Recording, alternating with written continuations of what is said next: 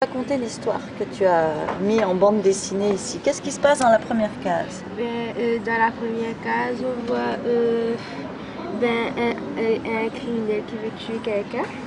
D'accord. En fait, on voit quelqu'un qui s'approche d'une maison. Hein, en fait, on ne sait pas que c'est un criminel. Oui. Dans la deuxième case. Il fait peur à la personne qui est dedans, il sonne à la maison. Oui, ça on voit qu'il sonne. Tu as fait la sonnette, tu as écrit ding dong. Ça marche. Après, la fille, elle ouvre la porte, elle a peur parce que son téléphone sonne et elle est dehors le soir. Où est-ce qu'on voit que le téléphone il sonne? Et là. Ah oui, d'accord. Là, elle a dans la main son téléphone. Et après, elle regarde autour d'elle. D'accord. Et là, on voit les criminels qui va sauter sur la véranda. Oui, ça on le comprend. Et ici, on voit que le criminel, il fait peur à la fille et il vient tout d'un coup.